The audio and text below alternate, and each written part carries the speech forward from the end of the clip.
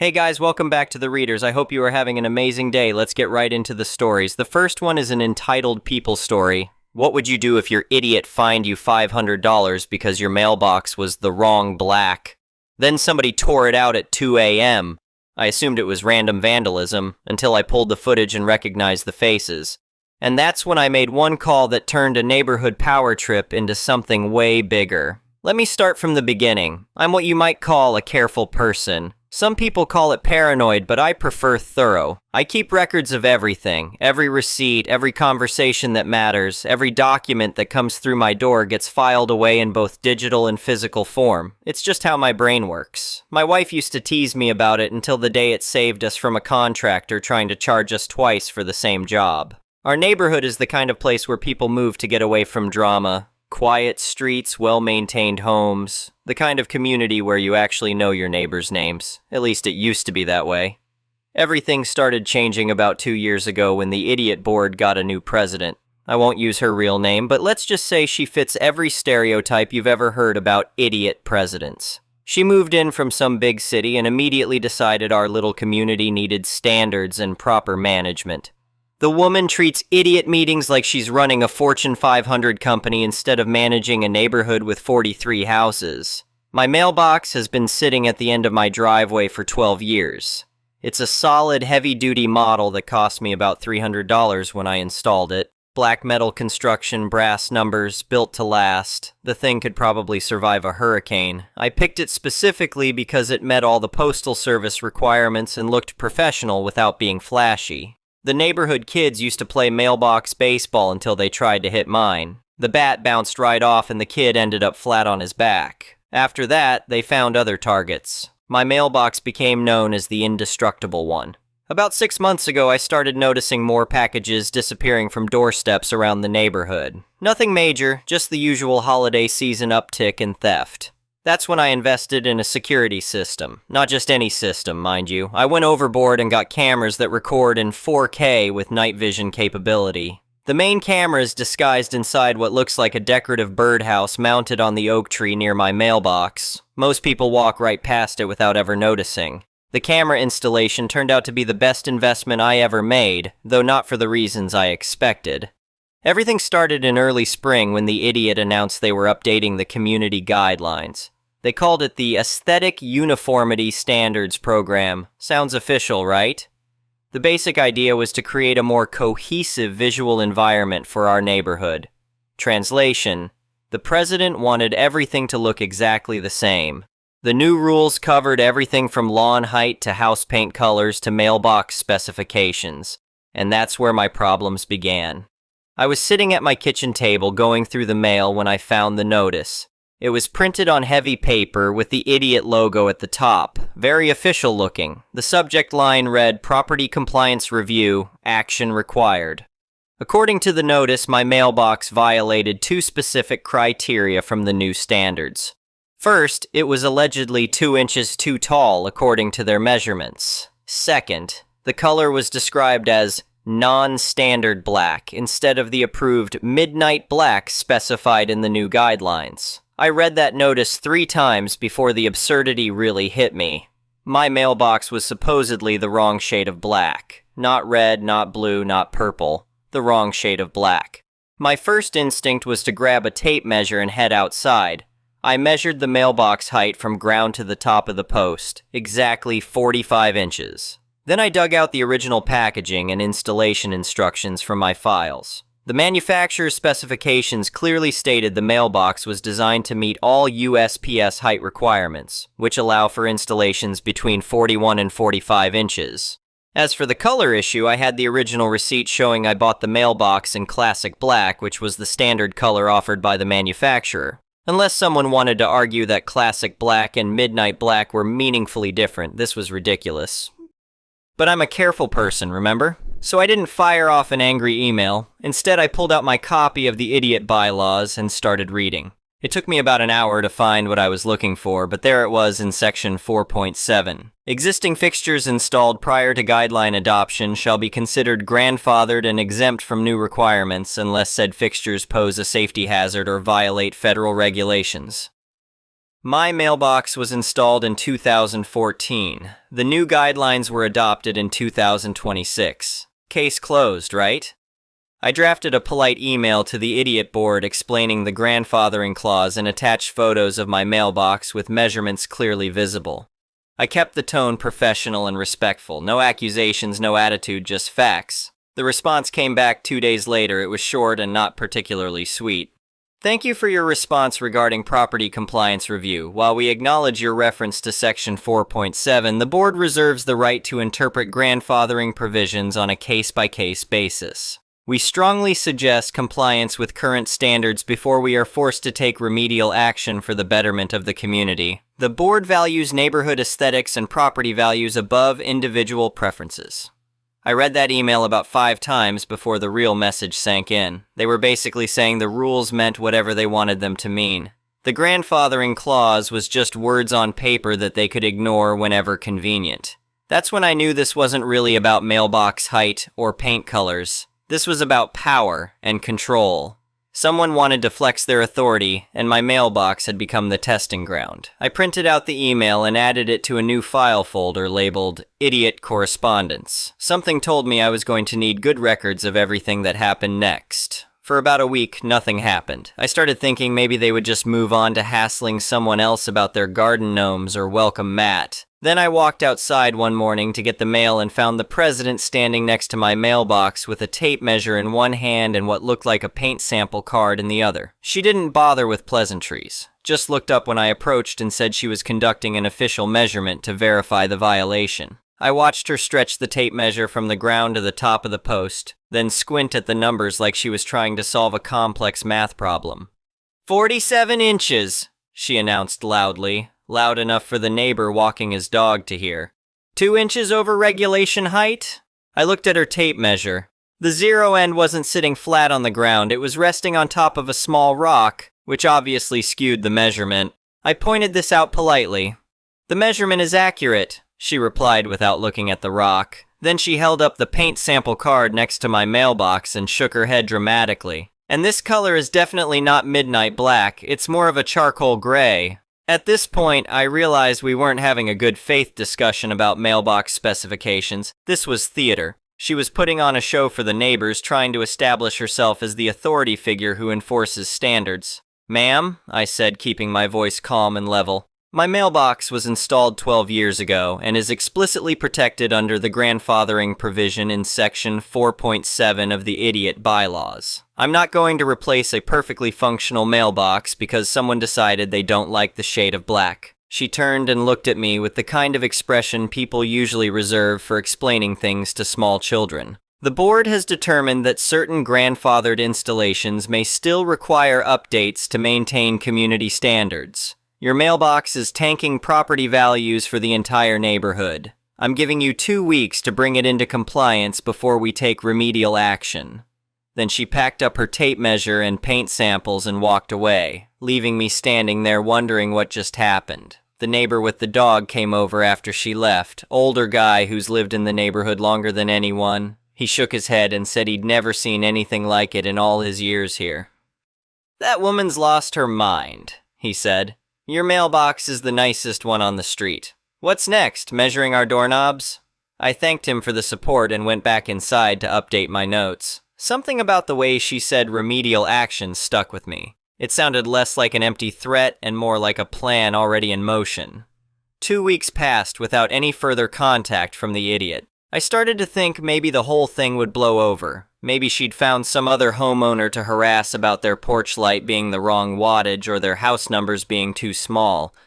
Then I woke up on a Tuesday morning and looked out my bedroom window to see my mailbox lying on its side in the middle of my front lawn. I stood there for a moment in my pajamas, trying to process what I was seeing. The mailbox hadn't just fallen over. Someone had completely uprooted it from the ground. The concrete base was cracked and broken, scattered in chunks around the lawn. The metal post was bent at an odd angle. I threw on some clothes and went outside to investigate. That's when I found the notice taped to my front door. Fine notice, failure to comply with property standards. The amount $500 payable within 30 days, or the idiot would begin lien procedures against my property. According to the notice, my mailbox had been removed by authorized personnel due to continued non-compliance with community aesthetic standards. The fine was for willful violation of idiot guidelines after official notice and warning. I stood there holding that notice and felt something cold settle in my chest. Not anger exactly, but a kind of crystalline clarity. Someone had just made a very serious mistake, and they had no idea what they'd done. The first thing I did was check my security camera footage. I scrolled back through the previous night's recording until I found what I was looking for. There, at 2:17 a.m., a pickup truck pulled up to my mailbox. 2 figures got out. The video quality was excellent, even in night vision mode. I could clearly see their faces. It wasn't some random vandals or hired contractors, it was board members. The idiot president's husband and another guy I recognized from community meetings. They brought a shovel and a sledgehammer. The whole operation took them about 15 minutes. I saved the footage to 3 different backup drives and uploaded a copy to cloud storage. Then I started making phone calls. The first call was not to the idiot. It was not to my lawyer. It was not even to the police, though I probably should have led with that. I called the United States Postal Inspection Service. Most people don't know this, but mailboxes fall under federal jurisdiction once they're actively used for mail delivery. The moment you start receiving mail in a mailbox, it becomes federal property under the protection of the U.S. Postal Service. Tampering with, damaging, or destroying a mailbox in service is a federal crime. The postal inspector I spoke with was very interested in my situation, especially when I mentioned I had video footage of the destruction and that it was done by idiot representatives as part of an official enforcement action. "Sir," the inspector said, "I'm going to need you to file a formal complaint and provide us with that video evidence. What you're describing sounds like interference with mail delivery and destruction of federal property. These are serious federal offenses." I spent about an hour on the phone walking through the details and providing documentation. The inspector explained that they would open an investigation and that I should not take any action to clean up or dispose of the damaged mailbox since it was now evidence in a federal case. Then I hung up and called my insurance company to report the vandalism. After that, I called the police to file a local report for property destruction just to cover all the bases. By noon, I had a police report number, a postal inspection service case number, and a very clear understanding of just how much trouble the idiot had gotten themselves into. But I wasn't done. See, I'm a thorough person, and I wanted to make sure I understood the full scope of what had happened. So I drove to the hardware store and bought the cheapest, ugliest plastic mailbox they had in stock. Basic white plastic with black numbers, the kind of mailbox you see at rental properties where nobody cares about appearances. I mounted it on a temporary wooden post using a couple of 2x4s and some quick-set concrete. It met all the Postal Service requirements for height and placement, but it looked terrible. Exactly the kind of aesthetic nightmare that would drive the idiot president crazy. Then I waited. It only took 3 days for the idiot to call an emergency board meeting. The agenda had one item: discussion of mailbox compliance issues and assessment of fines against non-compliant property owner. I showed up to that meeting with a manila folder and a very calm demeanor. The meeting was held in the community clubhouse. About 15 homeowners were in attendance, which was actually a pretty good turnout for our neighborhood. The president sat at the front table with the other board members, looking very pleased with herself.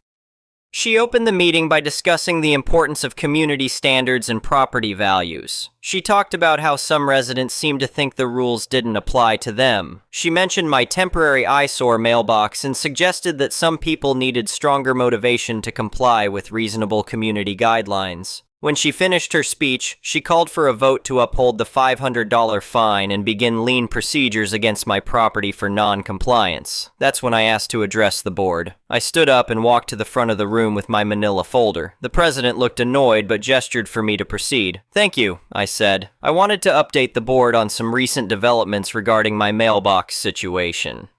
I opened the folder and pulled out the first document. This is a copy of the police report I filed regarding the destruction of my property that occurred last Tuesday night. I set it on the table where everyone could see it. Then I pulled out the second document. This is a copy of the formal complaint I filed with the United States Postal Inspection Service regarding interference with mail delivery and destruction of federal property. The president's expression started to change. I could see her trying to figure out where I was going with this. I pulled out the third document. And this is a letter from the Postal Inspection Service confirming that they've opened a federal investigation into the incident. The room got very quiet. You see, I continued, while the idiot may own the land where my mailbox sits, the mailbox itself becomes federal property once it's placed in service for mail delivery. Destroying, damaging, or interfering with a mailbox in service is a federal crime punishable by fines up to $250,000 and up to 3 years in federal prison. I reached into the folder again. I also have security camera footage clearly showing 2 board members destroying my mailbox at 2:17 a.m. last Tuesday. The video shows their faces, their license plate, and the tools they used to commit the federal crime. The president's husband had gone completely pale. He was sitting in the 3rd row and looked like he was about to be sick. Now, I said, I understand the board voted to fine me $500 for non-compliance. But I think we need to discuss who's really facing fines here. I pulled out one more document. According to the postal inspector handling my case, the federal fine for mailbox destruction starts at $10,000 per incident. That's in addition to any criminal charges that may be filed. The room was dead silent. You could have heard a pin drop. The postal inspector also explained that idiot insurance typically doesn't cover criminal acts committed by board members, which means any fines, legal fees, or civil judgments would be the personal responsibility of the individuals involved. The president finally found her voice. This is completely unnecessary escalation. We were simply enforcing community standards. Ma'am, I replied, enforcing community standards is your job. But when you break federal law to do it, that becomes a very different conversation. I looked around the room at the other board members. I want to be clear about something.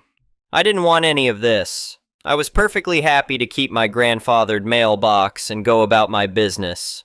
But someone decided to escalate this situation by committing federal crimes. Now we all have to deal with the consequences. I put the documents back in my folder. The postal inspector tells me their investigation should be complete within 60 days. At that point, they'll decide whether to pursue federal charges. In the meantime, I've been advised not to pay any fines related to the destroyed mailbox, since doing so might be seen as accepting responsibility for events that are now part of a federal criminal investigation. I turned to leave, then stopped. Oh, and one more thing. My temporary mailbox meets all federal postal service requirements. If anyone touches it, that will be a second federal crime. The postal inspector was very clear about that. The meeting fell apart after that. Half the board members walked out. Several homeowners started asking pointed questions about idiot liability insurance and whether their dues might go up to cover legal costs. The president tried to maintain order, but it was hopeless. I drove home feeling like a weight had been lifted off my shoulders. For the first time in months, I felt like I was back in control of the situation. The postal inspection moved faster than I expected. Within 3 weeks, I received a call from the inspector assigned to my case.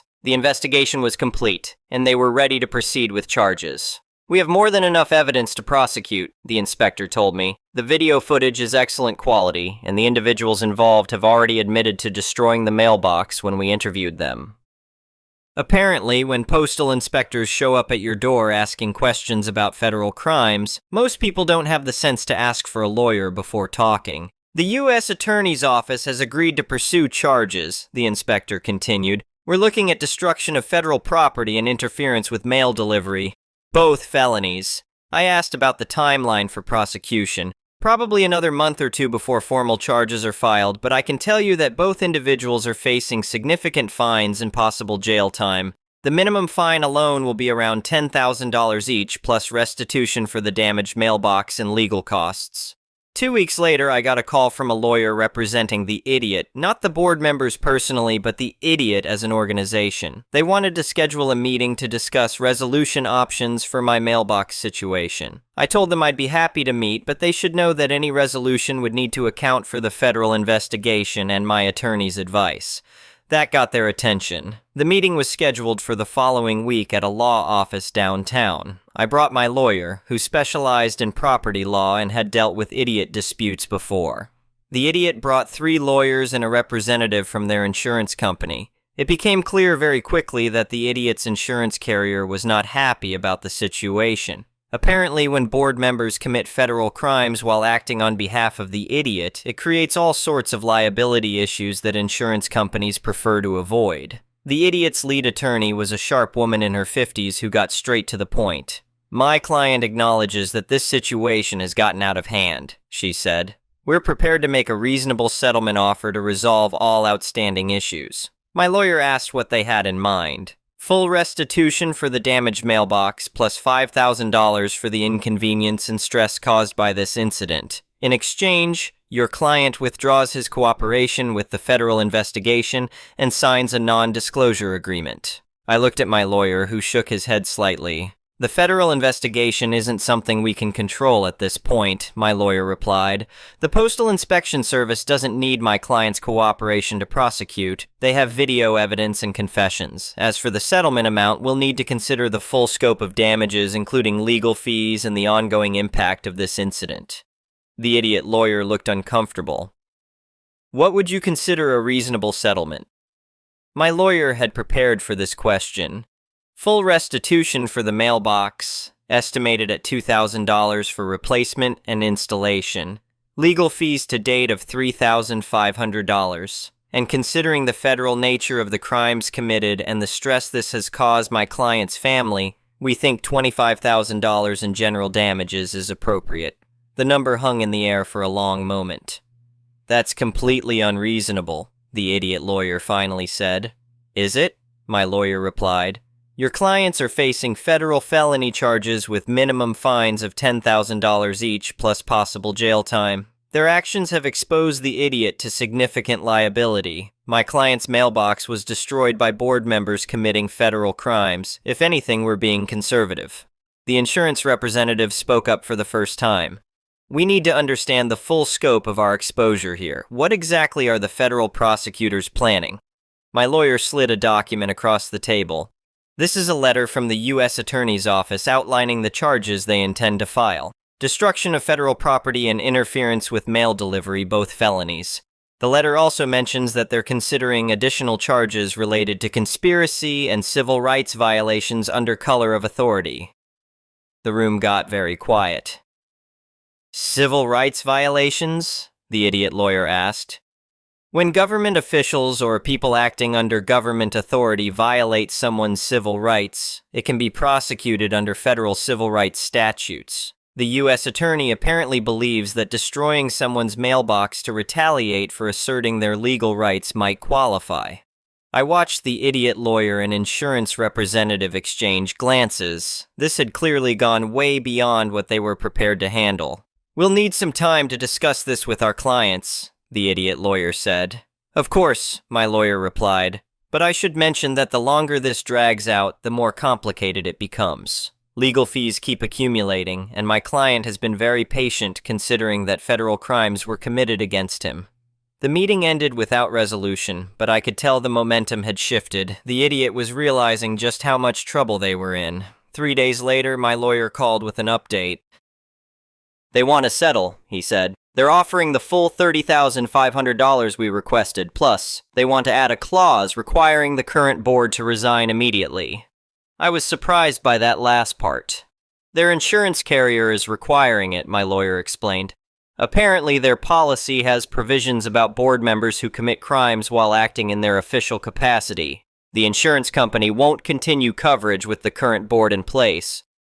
"What about the federal charges?" "Those are proceeding regardless. The U.S. Attorney made it clear that this is a criminal matter that can't be resolved through civil settlement, but at least you'll be compensated for your damages." I thought about it for a moment. The money was nice, but what really appealed to me was the idea of the entire board being forced to resign. It seemed like appropriate consequences for people who thought they could ignore federal law to enforce their petty power trips. "Tell them we accept the settlement terms." The settlement was finalized within a week. I received a check for $30,500 and a written apology from the idiot acknowledging that my mailbox had been illegally destroyed and that I was entitled to install any mailbox that met federal postal requirements regardless of idiot aesthetic guidelines. The board resignation happened immediately. All 5 board members stepped down, citing personal reasons and time constraints. Elections for new board members were scheduled for the following month. But the federal charges proceeded exactly as planned. 6 weeks after I filed my complaint with the Postal Inspection Service, formal charges were filed against both men who destroyed my mailbox. They each faced 2 felony counts and minimum fines of $10,000. Both men ended up pleading guilty to avoid jail time. The president's husband was fined $15,000 plus restitution. The other board member got $12,000 plus restitution. Neither will be eligible to serve on an idiot board again due to their federal convictions.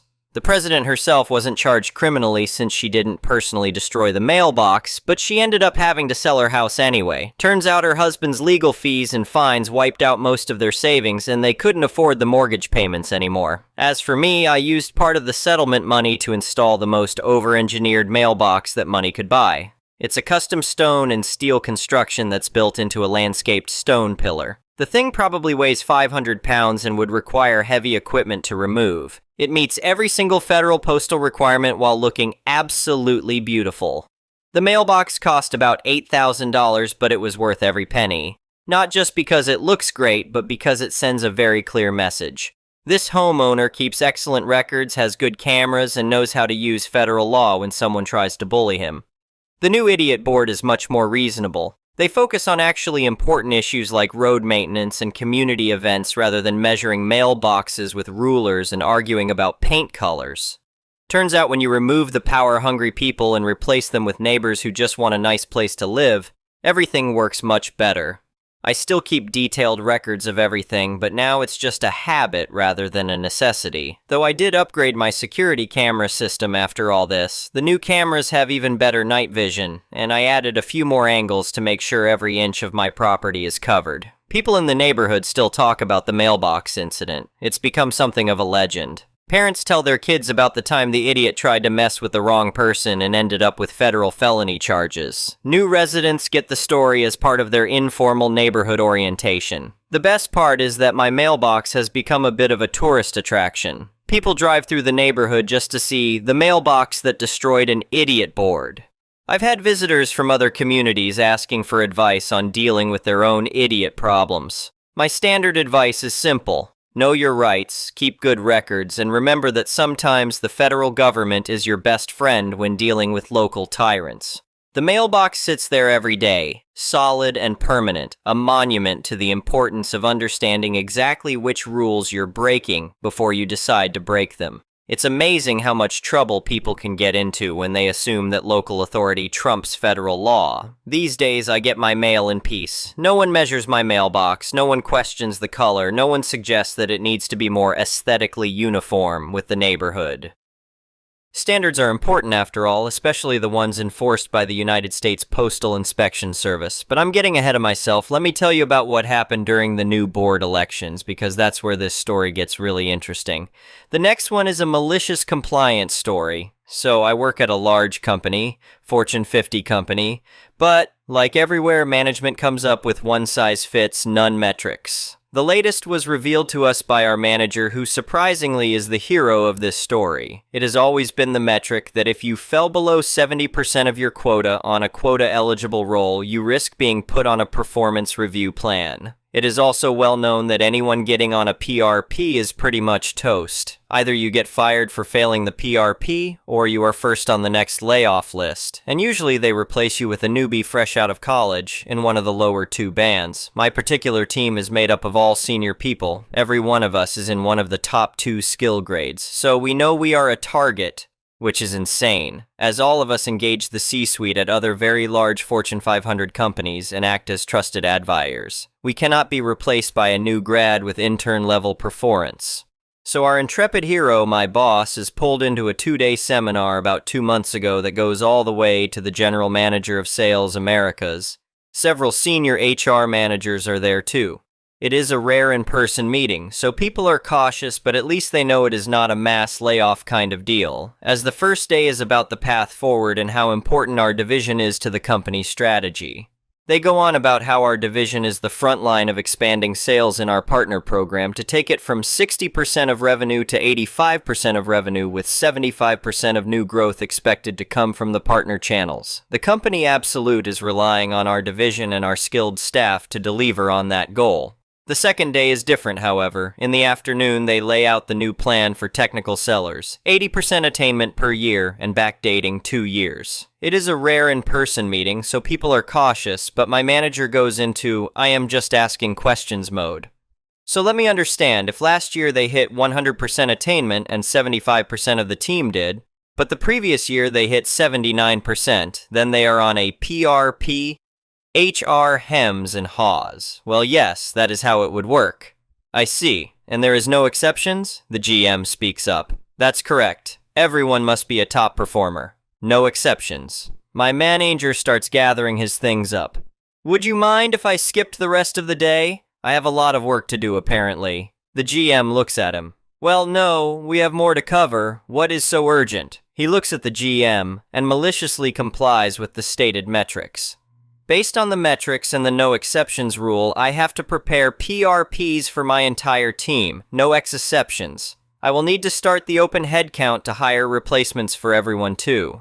The GM looks confused, attempting to digest this new information. Most of the rest of the managers stick their hands up. We need to go too. We need to write up PRPs for all our people too and submit open head counts. A quick count shows that 80% of our division would be on a PRP. Given the failure rate, that means about 70% of the team will be fired, 10% will be laid off, and 20% will remain. For the growth strategy of the company, the tip of the spear in partner sales, my boss points out that retention of personnel and reduced turnover is part of the roll-up objectives, as well as attainment of his reports. That means he will be PRPED, as will his manager and her manager, all the way up the chain. No exceptions.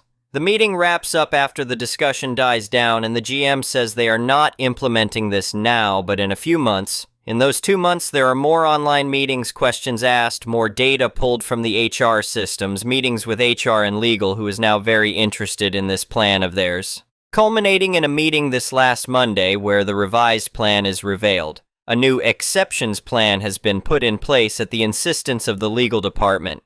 Gone is the informal, put together a package to be evaluated for an optional exception for your employee.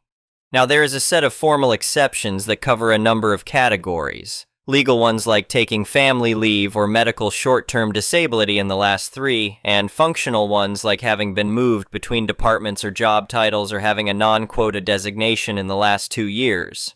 If the quota plan changed significantly or had a metric with no previous history to set the target. There is 10 or 12 categories, depending if you count the overlaps. An exception resets the timer to the next calendar year, so if someone qualifies in January, they are off the hook until next January. Turns out everyone in the division now qualifies for one or more of those exceptions. Imagine that. Epilogue.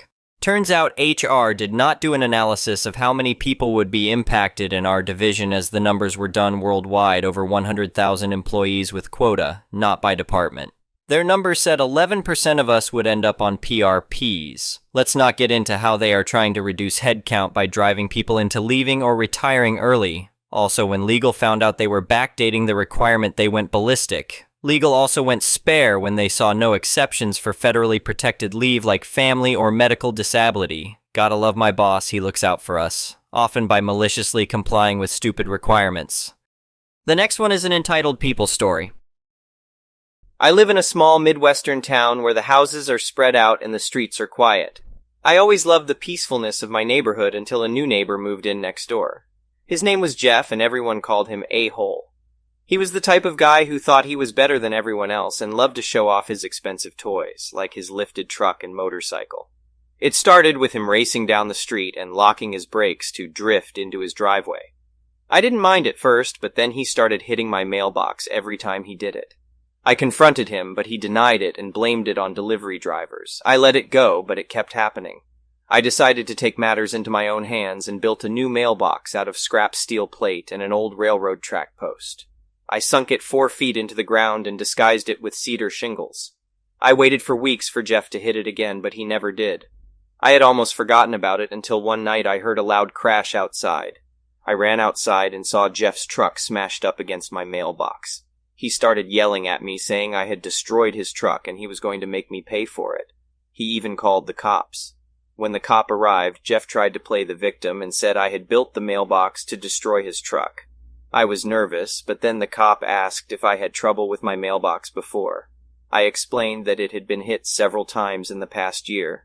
The cop then issued Jeff 2 tickets for reckless driving and wanton destruction of property. Jeff was furious and threatened to get revenge on me. I was scared, but I didn't think he would actually do anything. I was wrong. A few weeks later, I came home to find my house had been vandalized. The windows were broken, the lawn was torn up, and there was graffiti on the walls. I called the cops, but they couldn't find any evidence. I decided to take matters into my own hands again and set up a camera to catch Jeff in the act. It took a few weeks, but I finally caught him trying to break into my house. I called the cops and they arrested him. Jeff was charged with vandalism and attempted burglary. He was sentenced to 6 months in jail and had to pay for all the damage he had caused. I felt a sense of satisfaction knowing that justice had been served.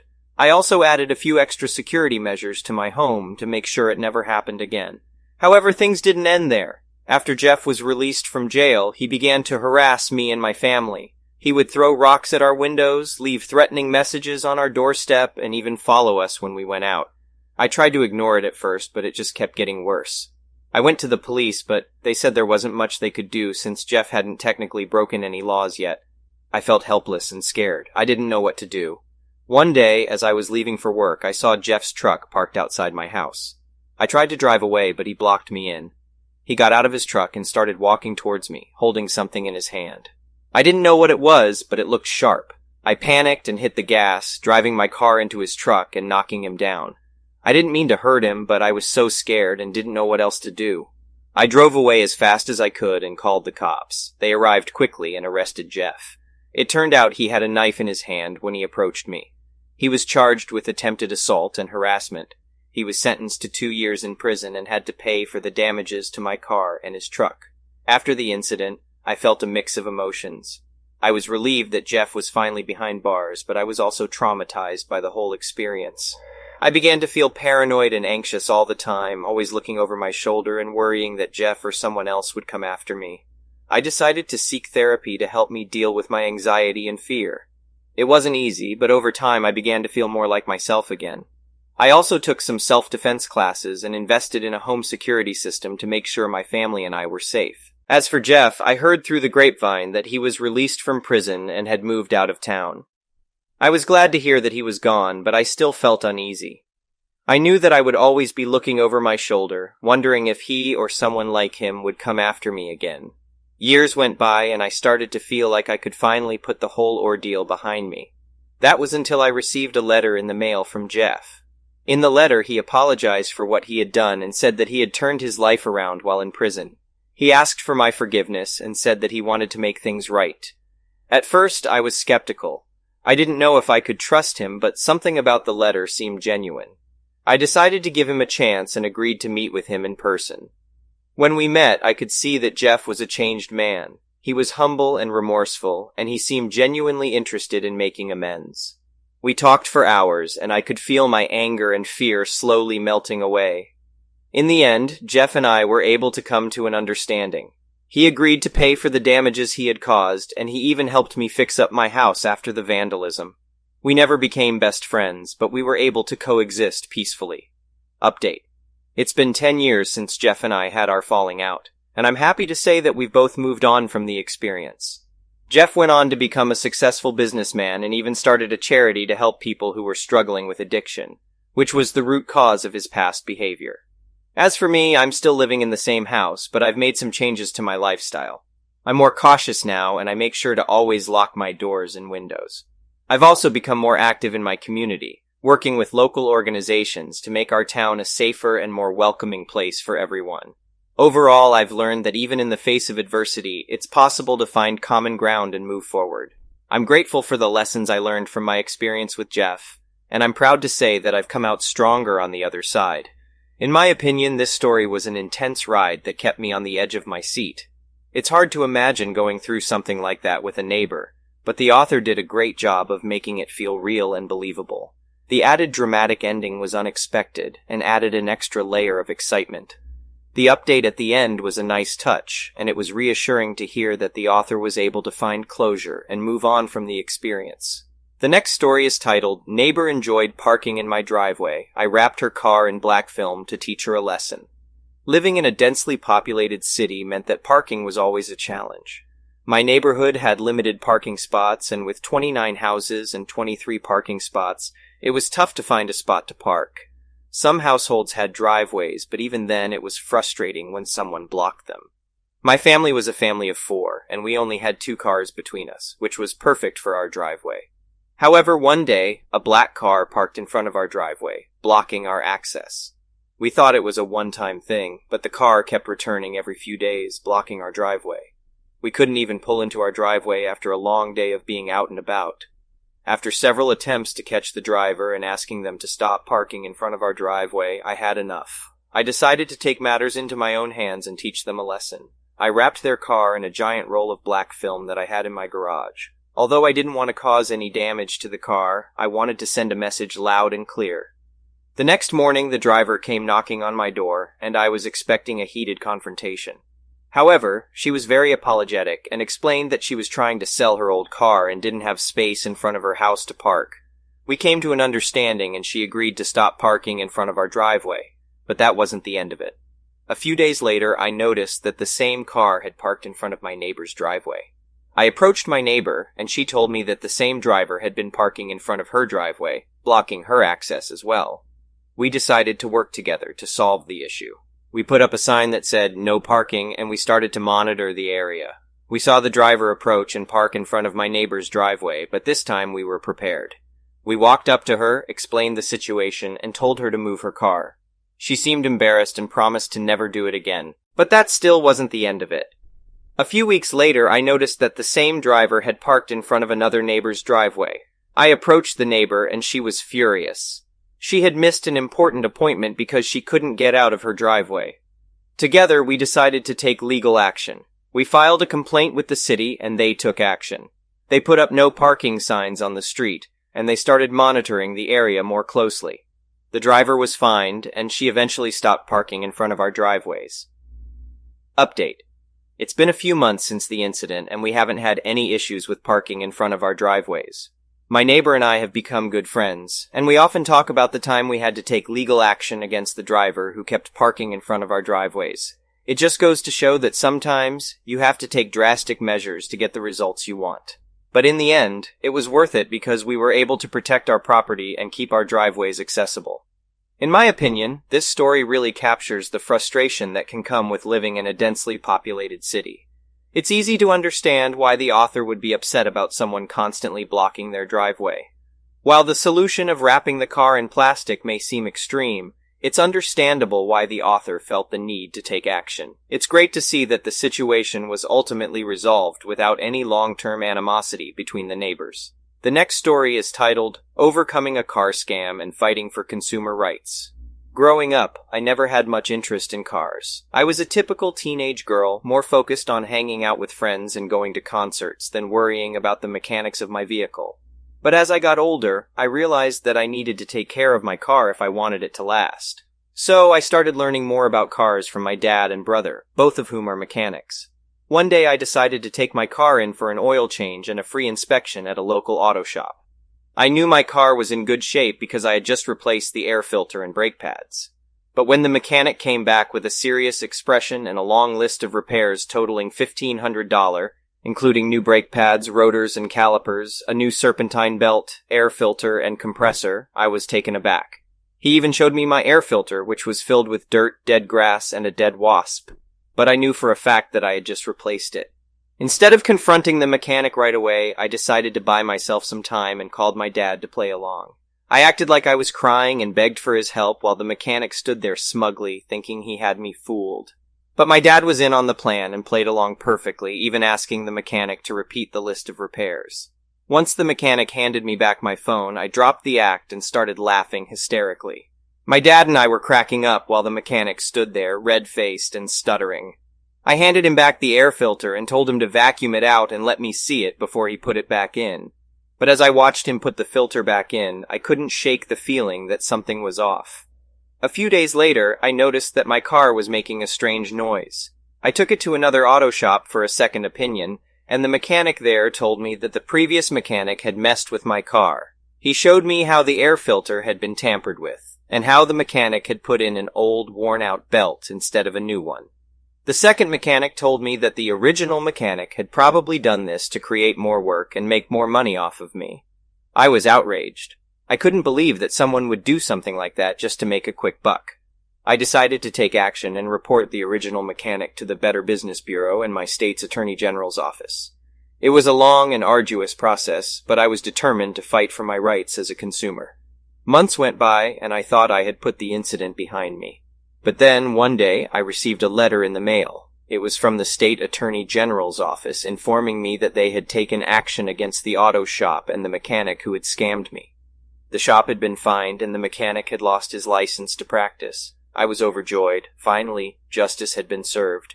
But I didn't stop there. I decided to use my experience to help others who might be in similar situations. I started a blog about car maintenance and consumer rights, sharing my own story and offering advice to others. My blog quickly gained a following, and I was soon contacted by a local news station who wanted to do a story about my experience. The news story aired on primetime, and the response was overwhelming. Many people reached out to me, sharing their own stories of being scammed by auto mechanics and expressing their gratitude for my willingness to speak out. Some even started their own consumer advocacy groups inspired by my story, and together we started fighting for our rights as consumers. With this newfound sense of purpose, I began attending town hall meetings and speaking with lawmakers about the need for stricter regulations on auto shops and mechanics. I even started volunteering with a local nonprofit organization that helped low-income families with car repairs. But despite all of this progress, I still couldn't shake the feeling of anger and betrayal that I felt toward the original mechanic who had scammed me. So one day I decided to confront him. I went back to the auto shop and demanded to speak with him. At first, he tried to deny that he had done anything wrong, but when I showed him the letter from the Attorney General's office, he broke down and admitted to everything. He told me that he was struggling financially and had made a mistake by trying to scam me. He apologized and begged for my forgiveness. I was torn. Part of me wanted to forgive him, knowing that he was just trying to make ends meet. But another part of me was still angry and hurt by what he had done. In the end, I decided to forgive him, but only after he promised to go through a program to learn how to run an honest business and to never scam anyone again.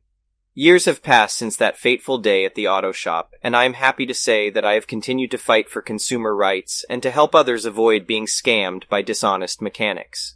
The nonprofit organization that I volunteer with has grown, and we have been able to help countless families with car repairs. And the auto shop that once scammed me has since changed ownership and has become a reputable and honest business. But the most exciting update came just last week when I received a call from a state senator who had read my blog and wanted me to testify in front of a congressional committee on consumer protection. I eagerly accepted and traveled to Washington, D.C. to speak on behalf of all consumers who have been scammed by dishonest auto mechanics. In the end, my experience taught me the power of speaking out and fighting for what is right. I may have been just one person, but by sharing my story and using my voice, I was able to make a real difference in the lives of others. In my opinion, this story was both inspiring and informative. It's unfortunate that there are mechanics out there who try to take advantage of people who don't know much about cars. But it's heartening to see that there are people like the author who are willing to fight back against injustice. I particularly appreciated how the author used their experience to help others and to advocate for consumer rights. It's always great to see someone turn a negative experience into a positive outcome. The last story is titled, Confronting My Neighbor's Ongoing Harassment. When I first moved into my house, I was thrilled. Finally, I had my own space, my own backyard, and my own dog, a young and energetic husky named Luna. But as soon as I began settling in, I noticed that my neighbor, Mrs. Thompson, was not happy about my presence. She would always give me nasty looks, and I overheard her complaining to other neighbors about the noise Luna would make. But it didn't stop there. One day I found a note taped to my door, telling me to keep my dog quiet or else. Then, a few days later, I woke up to find a bag of dog food on my front porch, along with instructions on how to feed my dog. I found it strange, but I figured Mrs. Thompson just wanted to help. However, things only got worse from there. On several occasions, I found Luna loose in my backyard with the gate open. I suspected Mrs. Thompson had let her out, but I had no proof. Then, I caught her feeding my dog on my own property without my permission. I was furious, and I decided enough was enough. I decided to confront her. I gathered all the evidence I had and marched across the street to her house. I knocked on her door, and when she answered, I said, "Mrs. Thompson, I need to talk to you about your ongoing harassment of me and my dog." She looked at me, feigning innocence. "I'm sorry, I don't know what you're talking about." I knew she was lying. I took a deep breath and continued. "I have pictures and evidence of the notes, the dog food, the trespassing, and the times you've let my dog out." She stared at me for a moment and then sighed. "Okay, fine, I've been upset about the noise, but I never intended to hurt your dog. I was just trying to help." I shook my head. "I appreciate your concern, but your actions are not helping. My dog is healthy, and I've consulted with my vet about her care. You need to stop." She nodded, and we parted ways. For a while, things seemed to be okay. Luna was no longer getting out, and I didn't see Mrs. Thompson as much. But then, one day, I came home to find a citation on my door from Animal Control. They had received a report of animal neglect and had come to investigate. I was furious. I called them right away, and after presenting them with Luna's vet records and a statement from my neighbors, they agreed that there was no neglect. But I knew it was Mrs. Thompson who had called them. I decided to confront her once again. This time, I was not as calm. I marched across the street, banging on her door until she answered. I showed her the citation, and she feigned ignorance. I didn't call them, I swear. But I didn't believe her. I told her she needed to stop, or I would take legal action. And then, to my surprise, she broke down in tears. She revealed to me that she had recently lost her own dog, and that seeing Luna reminded her of her loss. She apologized for her behavior and promised to leave us alone. After that, things improved significantly. I no longer felt like I was being watched all the time, and Luna was happy to play in the yard without any disturbances. However, several months later, Mrs. Thompson passed away from natural causes.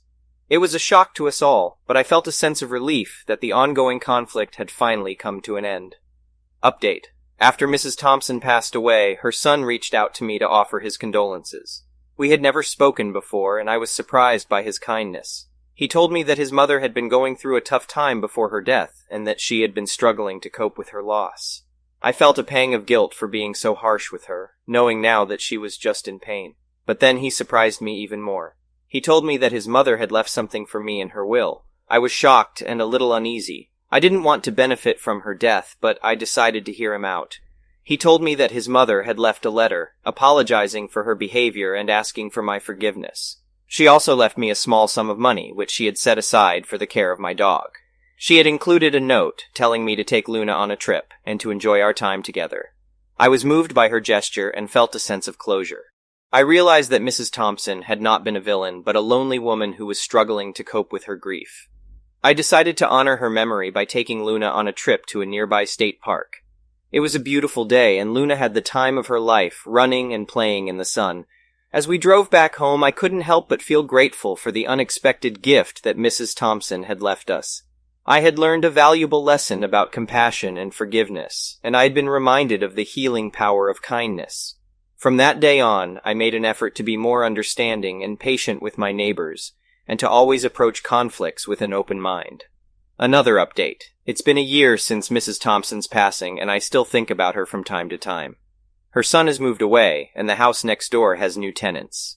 Luna is still my faithful companion, and we often take trips to the park to enjoy the outdoors. I've made peace with the past, and I'm grateful for the lessons that it has taught me. In my opinion, this story was a great reminder that conflicts with neighbors can often be resolved through communication and understanding. It's easy to jump to conclusions and assume the worst about people, but it's important to remember that everyone has their own struggles and challenges. I was touched by Mrs. Thompson's gesture, and it made me think about how we can all make a difference in someone's life, even in small ways. The next one is an entitled people story. Growing up in a predominantly white suburb in the Midwest, I was no stranger to racism. I had experienced everything from subtle microaggressions to blatant discrimination, but I never imagined that I would become a victim of a corrupt legal system that was supposed to protect me. It all started when I was pulled over by a police officer for a broken taillight. As an African-American woman, I was well aware of the dangers of interacting with the police, so I did my best to be polite and comply with the officer's demands. But that wasn't enough. The officer accused me of driving under the influence and arrested me even though I had not been drinking. I was taken to the police station and booked on charges of DUI. I was terrified, but I knew I was innocent, so I hired a lawyer and prepared to fight the charges. But the legal system had other plans for me. The prosecutor assigned to my case was a known racist who had a history of targeting African American defendants. He presented false evidence and twisted the facts to make it look like I was guilty. The judge presiding over my case was also biased against me, and he denied my lawyer's requests for additional evidence and witnesses. Despite the lack of evidence against me, I was found guilty and sentenced to a year in jail. I was devastated. I had lost everything: my job, my apartment, my reputation, and my freedom. But I refused to give up. I knew I was innocent, and I was determined to clear my name. I spent the next year in jail fighting my case from behind bars. I wrote letters to lawyers, activists, and journalists trying to get anyone to listen to my story. But it was a long and lonely fight. The legal system was stacked against me, and nobody wanted to get involved. But then, something miraculous happened. A young lawyer from a civil rights organization heard about my case and decided to take it on. He reviewed my case and discovered that the evidence presented against me was falsified and that the judge and prosecutor had violated my constitutional rights. With the help of this new lawyer, we appealed my case, and after a long and difficult battle, the appellate court overturned my conviction. I was finally free, but I was also angry. I had lost a year of my life, my reputation, and my trust in the legal system. But I didn't let my anger consume me. I used it to fuel my passion for justice. I became an advocate for criminal justice reform and worked tirelessly to ensure that nobody else would have to go through what I went through. Years later, I received an unexpected letter in the mail. It was from the prosecutor who had falsely accused me. He apologized for his role in my wrongful conviction and offered to help me with anything I needed. I was shocked, but also relieved. It was a small victory, but it was a step towards healing and reconciliation. Update. In the years since my wrongful conviction, I have continued to work as an advocate for criminal justice reform. I have spoken at conferences, written articles, and organized rallies to raise awareness of the injustices faced by marginalized communities. I have also worked with organizations to provide legal representation and support to people who have been wrongfully convicted. Recently, I received an invitation to speak at a national conference on criminal justice reform. I was nervous, but excited to share my story and my message with a wider audience. As I walked onto the stage, I felt a sense of empowerment and pride. I knew that I had overcome incredible obstacles, and I had made a difference in the lives of others. After my speech, a woman approached me and introduced herself as a journalist. She told me that she had been following my work for a long time and was interested in writing a feature on me and my journey to justice. I was honored and agreed to speak with her. Over the next few weeks, the journalist interviewed me extensively, delving into the details of my wrongful conviction, my time in jail, and my work as an advocate for criminal justice reform. She also spoke with lawyers, activists, and other experts in the field to get a broader perspective on the issue. When the article was finally published, it was a sensation. It was picked up by major news outlets and shared widely on social media. People from all over the country reached out to me, thanking me for my bravery and my work. I was overwhelmed by the response. But with the increased attention came increased scrutiny. Some people accused me of making up my story or exaggerating the facts. Others questioned my motives and accused me of being a troublemaker or a radical. I was hurt by the accusations, but I also knew that they were a natural part of the process. When you challenge the status quo, you are bound to face pushback. But I was determined to stay true to my mission and to continue fighting for justice. One day, I received an email from the prosecutor who had falsely accused me. He wanted to meet with me in person to apologize again and to discuss how he could make amends for his actions. I was hesitant at first, but I decided to hear him out. We met at a coffee shop, and he was contrite and sincere. He told me that he had been struggling with guilt and shame ever since my case had been overturned. He said that he had been grappling with the fact that he had been part of a system that had oppressed and marginalized people like me for far too long. He asked me what he could do to make things right. I told him that the best thing he could do was to use his position of power and influence to advocate for change. I urged him to work with other prosecutors and legal experts to reform the criminal justice system and to ensure that no one else would have to go through what I went through. To my surprise, he agreed. He began speaking out about the need for reform and advocating for policies that would promote fairness and equity in the legal system. He also reached out to other people he had wronged and apologized to them as well. It was a small step, but it was a meaningful one. It showed me that change was possible, even in the most unlikely places. It also showed me that forgiveness and reconciliation were powerful tools for healing and transformation. In the years since my wrongful conviction, I have continued to fight for justice and to advocate for change. I have spoken at conferences, written articles, and organized rallies. I have also worked with organizations to provide legal representation and support to people who have been wrongfully convicted, and while there is still much work to be done, I am hopeful. I am hopeful that one day we will live in a world where the legal system is truly just and equitable, where everyone is treated with dignity and respect, regardless of their race or background. And I'm committed to doing my part to make that world a reality. The next one is an entitled People Story.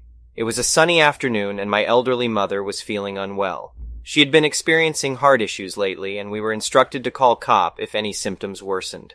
As I sat with her, she started to show signs that required immediate medical attention. I called COP and waited anxiously for the ambulance to arrive. While waiting, I realized that my neighbor had parked his car in the middle of the street, blocking the way for the ambulance to reach our driveway. I couldn't believe my eyes. I had dealt with his inconsiderate parking before, but this time, his actions could have had serious consequences. I immediately went outside to see if I could reason with him, but he was sitting in his car, refusing to budge. I explained the situation to him, but he was too preoccupied with his own grievances to listen. He threatened to call the police and tow the ambulance and even started honking his horn aggressively. It was a nightmare. My mother's condition was deteriorating by the second, and there was nothing I could do to get her the help she needed. I could hear the ambulance sirens approaching, but they were stuck behind my neighbor's car. It was a moment of utter helplessness and desperation. When the ambulance finally arrived, the paramedics rushed out to assess my mother's condition. One of them asked me if I could move the car parked in front of the driveway. I immediately told him that it was my neighbor's car, and I had already spoken to him, but he refused to move it. The paramedics were forced to try and squeeze through the small gap between my neighbor's car and the fence. It was risky, but they had no choice. As they were getting my mother into the ambulance, my neighbor emerged from his car, screaming at the top of his lungs. He was waving his arms frantically, trying to stop the ambulance from leaving. The paramedics tried to reason with him, but he wouldn't listen. He was being extremely aggressive and started banging on the ambulance doors. It was a horrifying sight, and I was scared for my mother's safety. The police arrived soon after and tried to reason with my neighbor, but he was unrelenting and refused to move his car or let the ambulance leave. It was a tense situation, and I could feel my blood pressure rising with every passing moment. Finally, after what seemed like an eternity, the police managed to get my neighbor to move his car. The ambulance left and my mother received the medical attention she needed. It was a traumatic experience that left me shaken and angry at my neighbor's blatant disregard for others' safety. Over the next few days, I couldn't stop thinking about what had happened. My mother was still recovering, and I was grateful that she had received timely medical attention. But my neighbor's behavior had put her life at risk, and I knew that I had to take action. I decided to file a complaint with the police department against my neighbor. I explained the entire incident, including how his unlawful parking had delayed the ambulance and put my mother's life in danger. The police assured me that they would take appropriate action. A few days later, I received a call from the police department. They informed me that my neighbor had been charged with several offenses, including obstruction of emergency services, disorderly conduct, and reckless endangerment. He was also fined heavily and had his driver's license suspended. It was a moment of justice that brought some relief to me and my family. However, the story doesn't end there. A few weeks later, I received a letter from my neighbor's attorney. It was a legal notice stating that my neighbor was suing me for defamation and emotional distress. He claimed that I had made false allegations against him and had caused him mental anguish and financial loss. I was shocked and couldn't believe what I was reading. I knew that I had spoken the truth and had not made any false accusations. However, the thought of a legal battle and the possibility of losing the case was daunting. I decided to consult with a lawyer and prepare a strong defense. We gathered all the evidence we could find, including witness statements, police reports, and medical records. We also reached out to the paramedics who had responded to the call and asked them to provide a statement. The legal battle was long and stressful. My neighbor's lawyer tried everything he could to discredit me and my evidence. He argued that his client had not intentionally parked his car to block the ambulance and that the entire incident was a misunderstanding. However, we had strong evidence that proved otherwise. The witness statements, police reports, and medical records were all in our favor. We also had the support of the paramedics who had responded to the call and had seen firsthand what had happened. After months of legal proceedings, the case finally came to a close. The judge ruled in our favor, stating that my neighbor had indeed obstructed emergency services and put my mother's life in danger. He also dismissed my neighbor's defamation and emotional distress claims, stating that there was no evidence to support them. It was a huge relief to finally have the legal battle behind me. However, the incident had left a lasting impact on me and my family. We had lost trust in our neighbor and were always wary of his actions. As for my neighbor, he was left with a heavy fine and a suspended driver's license. He was also required to perform community service and attend anger management classes. It was a lesson for all of us. We learned the importance of being considerate of our neighbors and understanding the severity of obstructing emergency services. We also learned that justice prevails and that standing up for what is right can lead to positive outcomes. Update. It has been a few years since the incident and my neighbor has since moved away. However, the impact of his actions still lingers on. My mother has made a full recovery and is doing well, but the memory of that traumatic day still haunts us. I have also become more vigilant about parking in shared driveways and ensuring that emergency services have clear access to our home. I hope that this incident serves as a cautionary tale for others, and that everyone understands the importance of being considerate and responsible members of the community. The next one is a petty revenge story. I had just moved into my new apartment and was thrilled to start this new chapter of my life. I had always dreamed of living on my own, and I was excited to finally have my own space. Unfortunately, my excitement was short-lived. My neighbors were extremely noisy, and it seemed like they never slept. At first, I tried to be patient.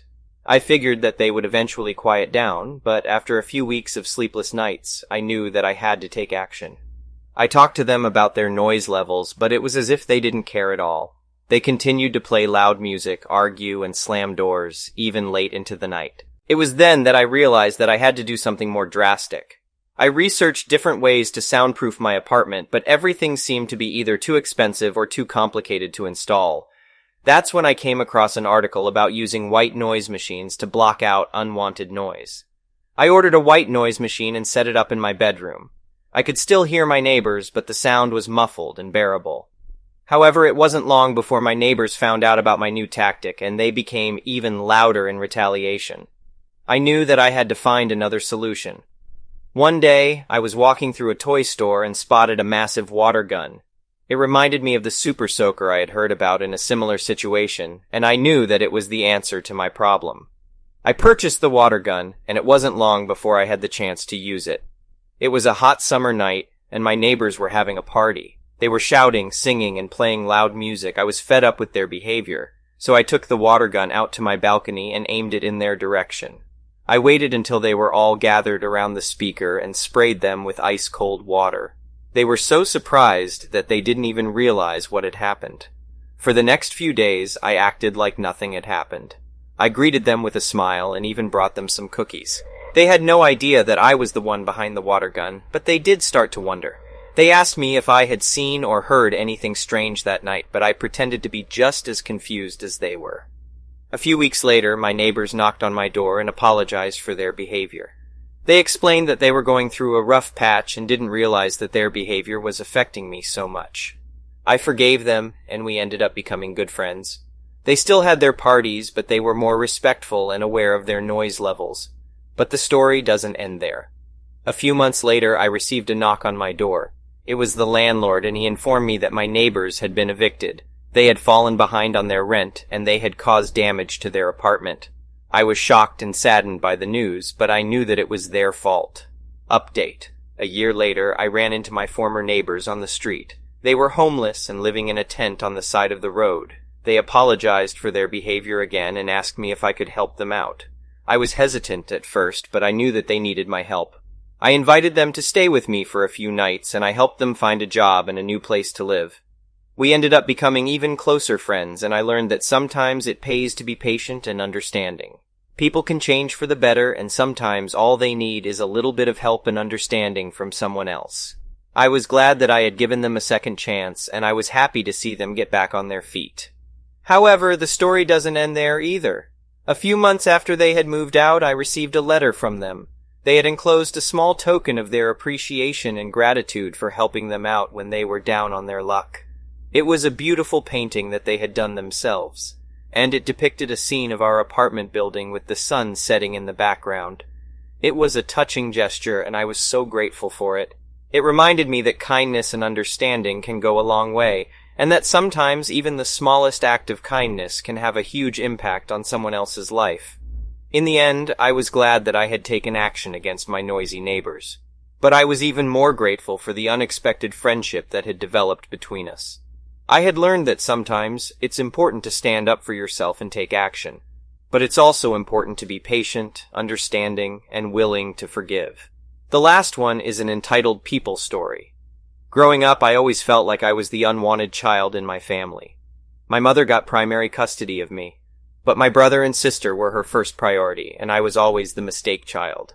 My grandfather on my father's side was wealthy and spoiled his grandchildren, so I had a lot of spending money, a new car for my 16th birthday, and my college and university paid for. My siblings became envious of me and they teased me constantly. When I turned 13, I decided to move in with my father to escape their teasing. Fast forward to a few years ago, my husband's best friend passed away in a car accident, and her 6-year-old son, Max, came under our care. Max was having a hard time adjusting to his new life, and we wanted to do something to make him happy, so we decided to take him on a safari trip to Africa. It was something he had always wanted to do, and we felt it would be a great way to help him heal. My sister, who had always been resentful towards me, became angry and demanded that I take her 8-year-old son, William, instead of Max. She accused me of not caring for my own family and being selfish. I was taken aback by her sudden outburst and couldn't believe she could be so cruel. I explained to her that Max needed this trip to help him heal, and we had already planned and budgeted for it. Besides, William had been on several trips with his parents, and it was Max's turn now. My sister wasn't convinced, and she took her anger out on me. She called me a bad uncle and refused to speak with me. My brother joined in the argument, and he took my sister's side, saying I was being selfish and not considering my family. Despite their hurtful comments, my husband and I decided to go ahead with our plans and take Max on the safari trip. We spent months researching and planning every detail of the trip to make sure it was perfect for him. We wanted to make sure he saw everything he had ever dreamed of and more. The day finally arrived, and we set off for Africa. It was an incredible experience. We saw lions, giraffes, elephants, and so much more. Max was thrilled, and we could see the joy in his eyes. It was like all his troubles had disappeared, and he was just enjoying life. As the days passed, we grew closer as a family. My husband and I felt like we were finally doing something meaningful with our lives, and we were grateful for the opportunity to care for Max. He was an amazing child, and we knew we would do anything to make him happy. The safari trip ended, and we returned home. My sister and brother had not spoken to us in weeks, and we didn't know what to expect. We were relieved when they apologized and admitted they were wrong. They said they had been blinded by their jealousy and had not understood the importance of the trip for Max. After the trip, our relationship with Max grew stronger. We became his family, and he became our son. We enrolled him in a good school and made sure he had all the support he needed to thrive. He was thriving and doing well in his studies. Years passed, and Max grew up to be a handsome young man. He decided to go to college and study biology, and we were proud of him. One day, while on a research trip in Africa, he was attacked by a lion. We were devastated when we heard the news, and we rushed to be by his side. Thankfully, he survived. It was a tough time for our family, especially for Max. He had suffered multiple injuries, and we were all worried about his recovery. The doctors told us it would take some time, but with proper care and attention, he would eventually heal. We spent the next few weeks by his side, taking turns to care for him. We helped him with his physical therapy, and we made sure he had everything he needed to recover. It was a difficult time, but we knew we had to be strong for him. As the weeks turned into months, we saw gradual progress in Max's recovery. He started to regain his strength, and he was able to move around on his own. It was a relief to see him getting better, and we were hopeful that he would make a full recovery. During this time, my sister and brother were a constant presence, offering their support and help. They had realized the value of family, and they wanted to make things right. We were grateful for their help, and we knew that we had all grown closer as a result of this experience. One day, Max surprised us all by announcing that he wanted to return to Africa to continue his research. We were surprised, but also proud of him for not letting the attack deter him from his dreams. We knew it would be a tough journey, but we supported him every step of the way. Max returned to Africa, and we kept in touch through video calls and messages. He told us about his research and the progress he was making. It was clear that he had found his calling in life, and we were happy to see him pursuing his passion. Months passed, and we received news that Max had made a major breakthrough in his research.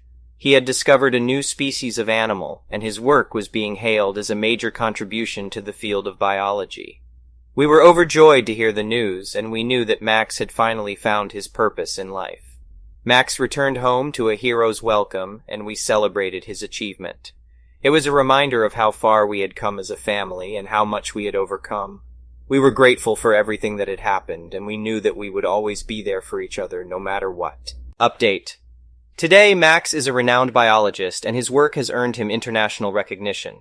He continues to make important discoveries in the field of biology and has become an inspiration to many young scientists.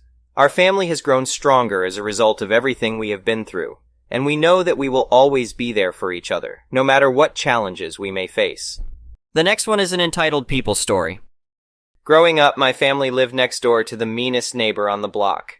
She had a reputation in the neighborhood for being difficult, and we quickly discovered that she was particularly unpleasant towards us.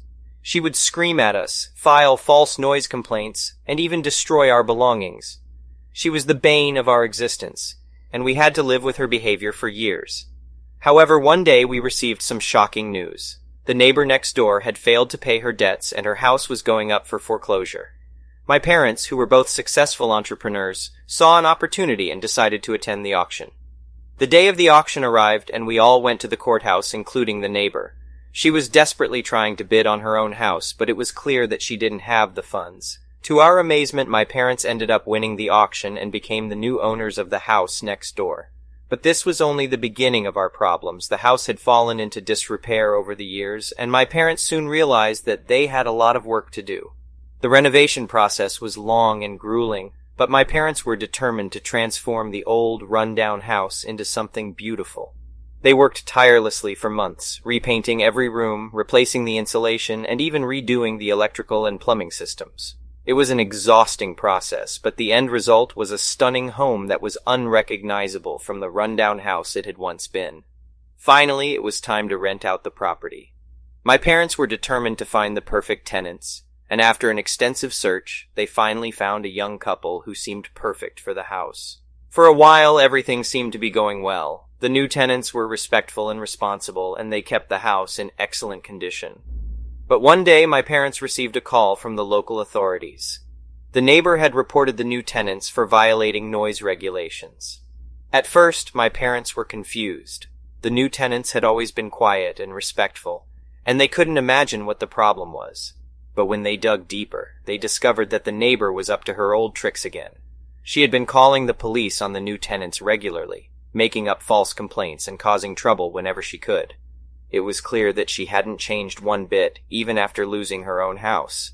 My parents knew they had to do something. They didn't want the new tenants to get into trouble because of the neighbor's antics, but they also didn't want to risk getting into legal trouble themselves. So they decided to confront the neighbor and try to reason with her. To their surprise, the neighbor was actually willing to listen. She had been struggling with her own personal demons, and the loss of her home had only made things worse. My parents listened to her story and offered her some advice and support. They even invited her to come over and see the renovated house. To their amazement, the neighbor accepted their offer. She came over one afternoon and saw the beautiful new house that had once been her own. She was stunned by the transformation and even shed a tear. From that day on, the neighbor was a changed woman. She started to treat us and the rest of the neighborhood with kindness and respect, and she even volunteered to help out with community events. It was as if the renovation of the house next door had sparked a change in her. In the end, the neighbor became a valued member of the community, and my parents were proud to have been a part of her transformation. Update. It's been several years since the renovation of the house next door, and things have only gotten better. The neighbor is still a cherished member of our community, and she's become something of a local celebrity. Her transformation from the neighbor next door to the kind-hearted neighbor has inspired many people in the community, and she's even been featured in local news articles. My parents, meanwhile, have expanded their rental property business and now own several other properties in the area. They credit the renovation of the neighbor's old house as the catalyst for their success, as it taught them the value of hard work and perseverance. As for the house next door, it's still rented out to tenants who love the beautiful home and the friendly neighborhood. In fact, the house has become something of a landmark in the community, with many people stopping by to admire its transformation. But the story doesn't end there. One day, my parents received a phone call from an unexpected source. It was the neighbor, and she had some news to share. She had been diagnosed with a serious illness, and she knew that her time was running out. But she wanted to do something to give back to the community that had welcomed her with open arms. So she donated a significant portion of her savings to a local charity that helps families in need. It was a touching gesture, and it showed just how much the neighbor had changed over the years. Sadly, the neighbor passed away a few months later, but her legacy lives on in the community. The renovated house next door serves as a reminder of the power of transformation, and the neighbor's donation to the local charity has helped countless families in need. As for my family, we will always be grateful for the experience of renovating the house next door. It taught us the value of hard work, perseverance, and kindness, and it brought us closer to our community. We will never forget the neighbor next door, and we will always be proud to have been a part of her transformation. The next one is an entitled People Story. I've been working as a nanny for a family for almost a year now. They have a lovely home in a beautiful neighborhood, but the parking situation has been a bit of a headache. The area doesn't have any driveways or street parking, but instead has small parking lots that residents can use with a valid parking pass. Fortunately, my employers were kind enough to provide me with a pass that I could display on my windshield. At first, everything was going smoothly. I would park my car in the designated parking lot, display my parking pass, and go about my day without any issues. However, one day I returned to my car to find a threatening note on my windshield. The note said that I wasn't allowed to park in that lot, and that if I did, they would have my car towed. I was confused and worried. I knew that I was parking legally with my valid parking pass, but someone was clearly targeting me. I tried to brush it off, but it didn't stop there. A few days later, I discovered that my license plates were missing. It was a shock, and I felt violated. I immediately went to my employers, and they were just as alarmed as I was. The father of the family I worked for drove me home and offered to pay for my train fare while I waited for new plates. I was grateful for his kindness, but I couldn't shake off the fear that someone was targeting me. A few days later, it happened again. My new license plates were stolen, and I felt helpless. My employer suggested that we set up hidden cameras to catch the thief in the act. We did, and sure enough, we caught our neighbor stealing my plates. We were all stunned. It was hard to believe that someone who lived so close to us could be so vindictive. The next day, we took the video evidence to the police, and the neighbor was arrested. He admitted to stealing my plates and apologized for his actions. However, it wasn't until the trial that we learned the full extent of his actions. It turns out that the neighbor had been targeting me for weeks. He had been harassing and intimidating me in different ways, from leaving notes on my car to vandalizing it. He'd even gone as far as to call the towing company to try and have my car towed, but they had seen my parking pass and refused to tow it. The judge was appalled at the neighbor's behavior and sentenced him to community service, restitution, and probation. He was also ordered to stay away from me and the family I worked for. It was a relief to know that he wouldn't be able to bother me anymore, but it was still a frightening experience. The family I worked for went above and beyond to make sure I was okay. They provided me with extra security measures such as a car alarm and security cameras to ensure my safety. They also gave me a generous bonus to help cover the cost of the stolen license plates and the stress I had endured. After the incident, I decided to take a self-defense course to feel more empowered and secure. It was a great decision, and I felt more confident in my ability to protect myself. I also made sure to park in different lots to avoid being an easy target. As time went on, I slowly regained my sense of security. However, the neighbor's probationary period was coming to an end, and I was nervous that he might try to retaliate. One day, while I was walking to my car, I saw him walking towards me. I froze, unsure of what to do. To my surprise, he apologized for his behavior and asked if we could talk. I was hesitant at first, but he seemed sincere. He explained that he had been going through a difficult time in his life and had taken out his frustrations on me. He was ashamed of his actions and wanted to make it right. We ended up talking for hours, and he opened up to me about his struggles. It was a side of him that I hadn't seen before, and I felt empathy for him. I could see that he was genuinely remorseful for what he had done. Over time, we developed a friendship, and he even helped me with some odd jobs around my house. It was a strange turn of events, but I was grateful for the opportunity to move past the incident and find some common ground with my neighbor. As for my job, I continued to work for the family I was with, but the incident had left me feeling uneasy. I eventually decided to pursue a new career, but I still keep in touch with the family I worked for. They were like family to me, and I was grateful for their support during a difficult time. The experience taught me the importance of safety and being aware of my surroundings. It also taught me the power of forgiveness and second chances. I never thought I would be able to move past the incident with my neighbor, but I was glad that I did. It was a valuable lesson that I will carry with me for the rest of my life. Update. A few months after the incident, I received a letter from the neighbor. He had moved away but wanted to reach out and thank me for giving him a second chance. He said that our conversation had changed his life and that he was in a much better place now. I was touched by his words and was happy to see that he had taken responsibility for his actions. It was a reminder that people can change and that forgiveness is a powerful thing. I wished him well and was glad that we were able to move past the incident and find some common ground. The next one is a petty revenge story. I met my husband Jack when our mutual friends got married. I was the maid of honor and he was the best man. We hit it off right away and it wasn't long before we started dating. A few years later, we got married and started a family. Our friends, Hobag and her husband, were our closest friends. We spent a lot of time together, and Hobag became our attorney when we were thinking of selling franchises for our business. Jack and Hobag spent a lot of time working on contracts and discussing business strategies. I didn't think anything of it, as they had always been good friends. However, things started to change when Jack and Hobag went on a business trip to New York City. Hobag's husband called me and told me that they had booked only one hotel room and were acting lovey-dovey. I was in shock and didn't know what to do.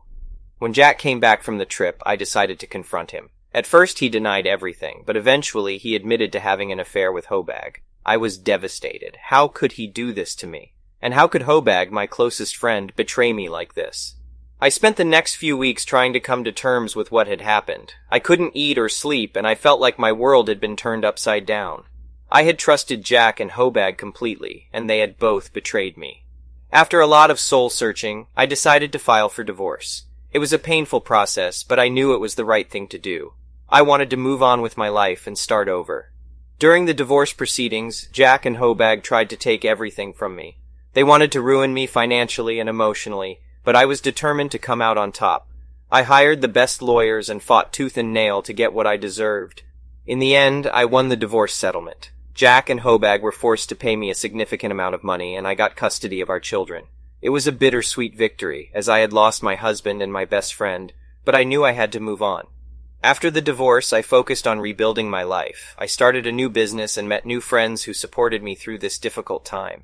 I also went to therapy and learned how to cope with the pain of betrayal. It wasn't easy, but I knew that I had to heal and move forward. Years went by, and I had finally put the past behind me. I had a successful business, and my children were happy and thriving. But then, out of nowhere, Jack contacted me. He said he had changed and wanted to make things right. I was skeptical at first, but I decided to hear him out. We met for coffee, and Jack apologized for everything he had done. He said he had made a mistake and had realized how much he had hurt me. He also said that he had been seeing a therapist and had been working on himself. I didn't know what to do. Part of me wanted to forgive him and start over, but another part of me was scared of getting hurt again. After a lot of thought, I decided to give him another chance. It wasn't easy, but we worked on our relationship and eventually got back together. Update. Jack and I have been back together for 5 years now, and things are better than ever. We both learned from our mistakes and have worked hard to rebuild our relationship. We still see a therapist regularly, and we communicate openly and honestly. We also make an effort to spend time together and prioritize our relationship. It had been 10 years since I had forgiven Jack and taken him back. We had rebuilt our relationship from the ground up, and things were going well. Our children had grown up and had started families of their own, and we were enjoying our retirement. However, something happened that shook our relationship to its core. Jack was diagnosed with a serious illness. It was something that would require extensive treatment, and there was no guarantee that he would recover fully. I was devastated when I heard the news. I had already lost him once, and I couldn't bear the thought of losing him again. We went through the treatments together, and it was a challenging time for both of us. But we never gave up hope, and we were determined to beat this illness. During the treatments, we had a lot of time to talk and reflect on our relationship. We talked about the past and how we had both made mistakes, but we also talked about how much we had grown together and how much we loved each other. Jack's illness brought us closer than ever before. We spent every moment we could together, and we made sure to cherish every moment. We went on trips, took long walks, and had deep conversations. We were grateful for each other and for the time we had left. Eventually, Jack's treatments were successful, and he recovered fully. It was a huge relief for both of us, and we were grateful for the second chance we had been given. We knew that life was precious, and that we needed to make the most of every moment. Today, Jack and I are closer than ever before. We know that we've been through a lot, but we're grateful for what we have. We make sure to communicate openly and honestly, and we never take each other for granted. Our relationship has been through so much, but it's also grown stronger because of it. We know that we're lucky to have each other, and we make sure to cherish every moment together. Life is unpredictable, but we're grateful for the love we share and the life we've built together. The last one is an entitled people story. It was a beautiful summer day when I arrived at the office for my shift as a customer service representative. The sun was shining and the birds were chirping, making it the perfect day to be at work. As I walked towards my desk, I saw my coworker, Emma, waiting for me. Emma and I were not that close, but we had worked together for a few months and occasionally had conversations during our lunch breaks. As I approached my desk, Emma asked if I could give her a ride home after our shift ended. I was surprised by her request, since we had never talked about anything outside of work, but I agreed to it since I was going in that direction anyway. The day went by quickly, and soon it was time to leave. I gathered my things and headed towards the exit, where I saw Emma waiting for me. She smiled and we walked towards my car. As we got in, she thanked me for the ride, and we started driving towards her house. We chatted about our day, and I was surprised by how friendly she was. Suddenly, I noticed that Emma was constantly checking her phone and seemed to be getting more and more anxious as we drove. I asked her if everything was okay, but she just brushed it off and said that everything was fine. As we got closer to her house, the traffic got heavier, and we got stuck in a traffic jam. Emma started fidgeting and checking her phone more frequently. I tried to make small talk to ease the tension, but she seemed distant and preoccupied. Finally, we arrived at her house, and she thanked me again for the ride. As I was getting ready to leave, she leaned in and whispered, "Thanks for the ride, I really needed it. You're such a good friend." I was taken aback by her comment since we had only talked a few times at work, but I brushed it off and drove away. Days went by and Emma started acting strangely around me. She would avoid eye contact and not talk to me unless it was work-related. I couldn't help but feel like something was off. One day I overheard Emma talking to another coworker about me. She was saying how nice I was and how she couldn't wait to spend more time with me outside of work. I felt uncomfortable and uneasy about her behavior. I didn't want to make any assumptions, so I decided to confront her about it. I asked her if everything was okay and if she wanted to talk about anything. At first, she denied that anything was wrong, but then she broke down and started crying. She confessed that she had developed feelings for me and had been waiting outside of work for hours just to catch a glimpse of me. She had been following me on social media and had even tried to find out where I lived. I was shocked and didn't know how to react. I had never experienced anything like this before and didn't know how to handle the situation. I tried to be understanding and sympathetic, but I knew that I had to set boundaries and make it clear that I was not interested in her romantically. For the next few weeks, Emma continued to act strangely around me. She would send me messages on social media and try to initiate conversations outside of work. I tried to be polite, but I knew that I had to distance myself from her to avoid any further issues. One day as I was leaving work, I saw Emma waiting for me outside of the building. She looked anxious and upset, and I could tell that something was wrong. She approached me and asked if I could give her a ride home. I politely declined and told her that I had plans after work and couldn't take her home. Emma seemed disappointed and asked if we could at least talk for a few minutes. I hesitated, but eventually agreed since I didn't want to be rude. We sat down on a nearby bench and Emma started talking about her personal life. She told me about her family, her hobbies, and her dreams. I tried to be supportive and listened attentively, but I couldn't shake off the feeling that something was off. As we were talking, Emma suddenly leaned in and kissed me. I was caught off guard and didn't know how to react. I pushed her away and told her that I was not interested in her romantically. She seemed upset and started crying. I tried to console her, but she just kept crying and saying that she loved me. I knew that I had to end the conversation and get away from her. I got up and told her that I had to go. She looked at me with tears in her eyes and said, "I'll never give up on us. You'll see." I was shaken by the encounter and didn't know what to do. I knew that I had to report Emma's behavior to our supervisor, but I was afraid that it would make things worse. I talked to a few of my coworkers about it, and they encouraged me to report it since they had also noticed Emma's strange behavior. I finally mustered the courage to report Emma's behavior to our supervisor. She took it seriously and launched an investigation. They found out that Emma had been following me on social media, had been waiting outside of work for hours, and had been harassing me and other coworkers. Emma was immediately fired, and I felt relieved that the situation had been resolved. However, I was still shaken by the experience and felt uneasy about going to work. I decided to take a few days off to clear my head and talk to a therapist about what had happened. Update. It's been a few months since the incident with Emma, and I'm happy to say that I'm doing much better. I've been seeing a therapist and have learned coping mechanisms to deal with anxiety and stress. The company has also implemented new policies to ensure the safety and well-being of their employees, including a zero-tolerance policy for harassment. I've also made new friends at work who I can trust and rely on. However, I'm still cautious around new people and have learned to trust my gut instincts. It's important to always speak up and report any suspicious behavior to protect ourselves and others. I hope that my story can help others who may be going through a similar experience and encourage them to seek help and support. Thank you for watching. I would really appreciate it if you could like the video and subscribe to our channel if you haven't already. We'll see you again tomorrow.